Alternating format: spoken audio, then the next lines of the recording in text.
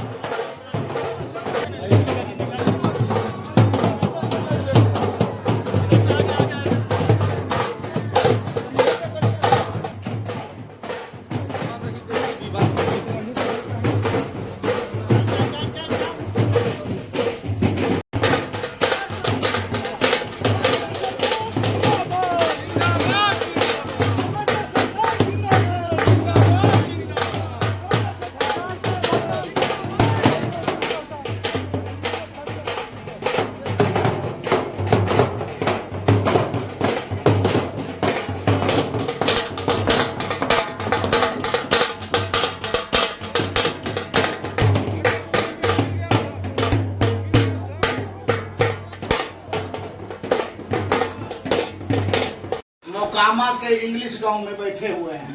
अब्दुल खालिक भाई के घर पर रैली पंचायत, और हम लोग जदयू के उम्मीदवार माननीय अनंत सिंह जी जो यहाँ के विधायक हैं, उनके लिए हम लोग वोट मांगने आए हैं।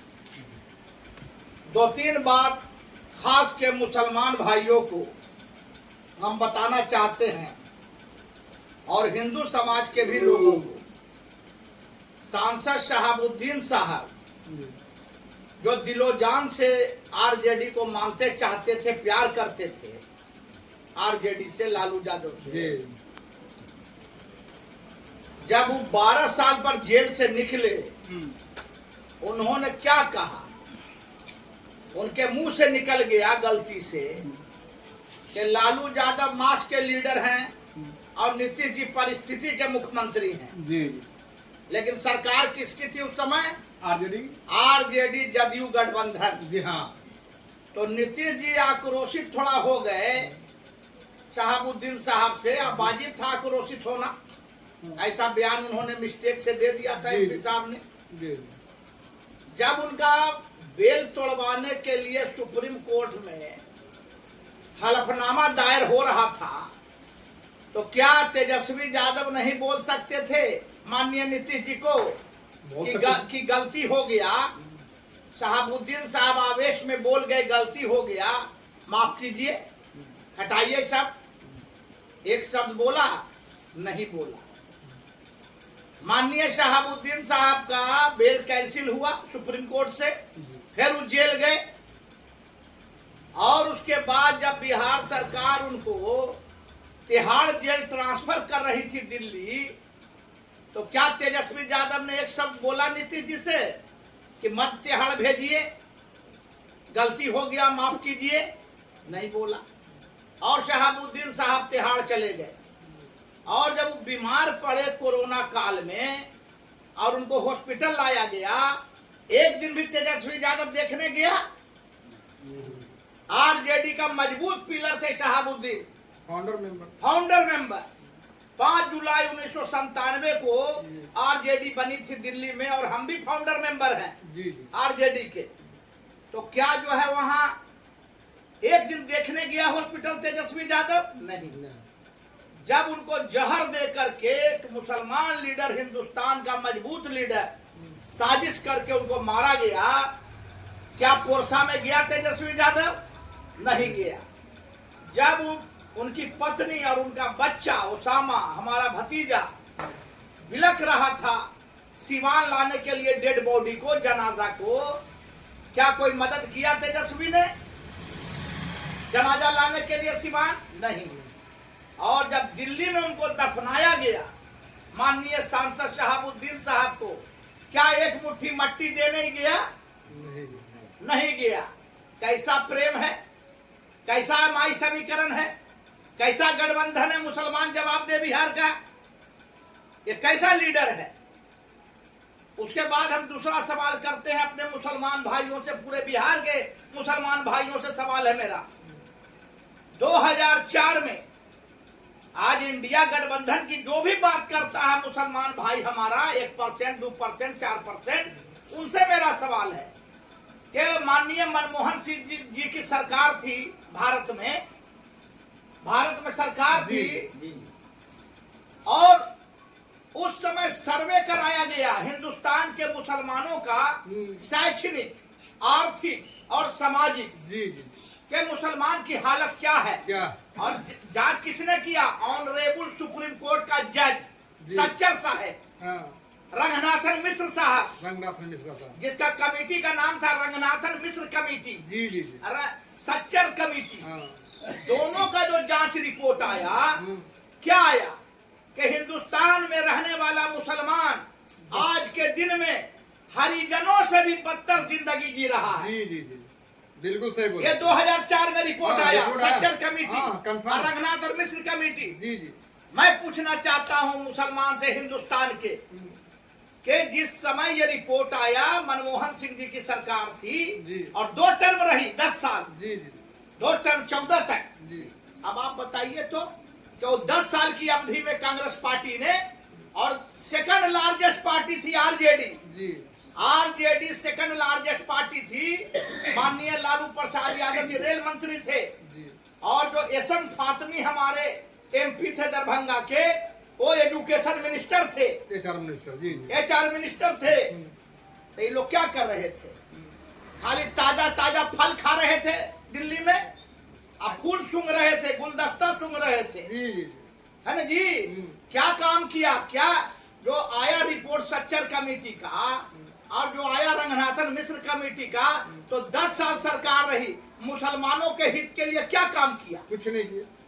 मुसलमान के बारे में जो कहा रिपोर्ट में कि नौकरी में और तालीम में और सामाजिक व्यवस्था में मुसलमान हरिजनों से भी बदतर जिंदगी जी रहा है, तो क्या किया कांग्रेस गठबंधन की सरकार ने? जवाब दे हमको लोग। हम ऐसे बागी नहीं हैं, हमको मत एमएलए का टिकट दीजिए, हमको मत एमपी बनाइए। मेरी कौम को मेरी ही मांग है, माननीय नीतीश कुमार जी को जो हम समर्थन दे रहे हैं, 20 साल में उन्होंने जाल बिछा दिया विकास का। चारों तरफ रोड का हालत देखिए, जाल बिछ गया, बिजली 24 घंटा, कब्रिस्तान ही गिरा गया, कब्रिस्तान एक एक कब्रिस्तान घिरा रहा है, पानी हर नल को जल है, नरसंहार रुक गया, नरसंहार रुक गया। आज जो है बिहार शरीफ में और हर मोहल्ले में, बिहार के देखिए हर गांव में हर मोहल्ले में आज हमारा बेटा बेटी कोई टीचर बन गया, कोई ट्रांसलेटर बन गया, सिपाही बन गया, कोई सिपाही। किसका देन है जी? ये माननीय नीतीश कुमार जी का देन है। तो इसलिए उनके विकास कार्यों को 20 साल जो उन्होंने विकास किया है, उस विकास कार्यों को देख के मैं प्रभावित होके उनको सहयोग देने के लिए आगे आया हूं और हाथ जोड़ के हम बराबर विनती कर रहे हैं कि सरकार तो इस बार बननी निश्चित है माननीय नीतीश कुमार जी के नेतृत्व में एनडीए की।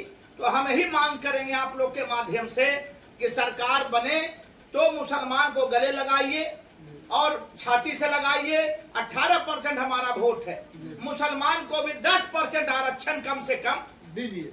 दलित, महादलित, अति पिछड़ा हिंदू समाज और सवर जाति के हिंदू भाइयों को भी रिजर्वेशन मिला है नौकरी में और एजुकेशन में। तो मेरी मांग है 18% हमारा वोट है, 10% जो कमजोर मुसलमान है, गरीब मुसलमान है, गरीबी रेखा से नीचे मुसलमान है या पसमानदा मुसलमान है, उनको आप लोग कम से कम 10% आरक्षण दिया जाए। हमारी सरकार एनडीए की सरकार बन जाती है तो नीतीश जी से मेरी ये मांग है और माननीय नरेंद्र मोदी जी से भी मांग है। हमको किसी से परहेज नहीं, बीजेपी से भी परहेज नहीं है। बीजेपी को हवा बना के परोसता है कि गब्बर सिंह है, आ जाएगा तो मुसलमान को निगल जाएगा। तब 20 साल से है ना जी बिहार में बीजेपी और जदयू की सरकार, कई गो मुसलमान को निगल गया, कई गो नरसंहार हुआ, कई गो हिंदू मुस्लिम दंगा हुआ, कुछ नहीं। ये ठग है। सुनिए, आई तेजस्वी यादव, हम तो इतना दिन से ना 25 साल से हैं इस पार्टी में। ये लालू यादव वाली पार्टी अब नहीं है। माननीय लालू प्रसाद यादव गरीबों के नेता थे, लेकिन ये सुनिए एक नंबर लुटेरा है। ये केवल पैसा लूटता ही चाहता है, किसी तरह हम सरकार में आ जाए, पैसा लूटे और दुबई, अमेरिका, लंदन में जा करके व्यापार बढ़ावे, मॉल बनावे, फैक्ट्री बनावे और हिंदुस्तान से छिप के हम अपना व्यापार फैलावे विदेश में। इसका एक ध्येय है। ये बंदर है और मदारी संजय यादव है, जैसे वो नचाता, हरियाणा का रहने वाला है, जी जी जैसे वो नचाता है ऐसे ही नाचता है। इसलिए इसमें कोई अपना विवेक नहीं है, बुद्धि नहीं है। नौवा फेल है जी, नौवा फेल है, इसको कितना बुद्धि होगा। अरे नीतीश जी एक सुसज्जित इंजीनियर हैं और ये अपने इंजीनियरिंग से बिहार का विकास कर रहे हैं, जो देखने की चीज है। तेजस्वी यादव क्या है, पढ़ने के लिए गया तो 9वां फेल होके लौटा। लालू जी क्रिकेट खेलने के लिए भेजे, वहां भी फेल होके लौटा। परिवार को समेटने में भी फेल हो गया। भाई जो है घर छोड़ के चला गया, बहन सबसे रोज लड़ाई चल रहा है। जो घर को नहीं संभाल सकता है जी, वो बिहार को क्या संभालेगा। इसलिए सारा जो यहाँ इंग्लिश गांव में हम अभी आए हुए हैं मोकामा में, आप लोगों से मेरी गुजारिश है, सारे मुसलमान भाई से, हिंदू भाइयों से, एक एक वोट आप लोग एनडीए के फेवर में माननीय नीतीश जी के चेहरा पर आप लोग देने का काम कीजिए। बहुत सारे मुसलमान कहते हैं बीजेपी हम लोग का विरोधी है या नीतीश कुमार हम लोग के विरोधी। अरे तुम सट के देखोगे था ना यार, उनको वोट देके अब जिता करके देखोगे तब ना तुम्हारे लिए क्या करते हैं। अब कोई भी सरकार है, कोई सरकार अगर गलत फैसला लेती है तो उसके लिए सुप्रीम कोर्ट है ना बैठा हुआ, न्यायपालिका है कि नहीं। गलत फैसला कोई सरकार लेगी, न्यायपालिका उसको रोक देगा। और आप सट के देखिएगा तब न। आपको तो गब्बर सिंह बनाए हुआ है इंडिया गठबंधन, बीजेपी में सटने नहीं देता है, नीतीश जी में सटने नहीं देता। आप सट के देखिए, वोट दे के देखिए और देखिए कि आपके लिए एनडीए गठबंधन क्या करता है, सरकार क्या करती है। आपको आखिरी बात बोलते हैं हम कि इस बार कम से कम 200 सीट आने जा रहा है एनडीए। तबर जो थोड़ा सीट 60 सीट गड़बड़ा गया था नीतीश जी का, जब चिराग पासवान, पप्पू खान जिंदाबाद, पप्पू खान जिंदाबाद, पप्पू खान जिंदाबाद, इंडिया गठबंधन जिंदाबाद,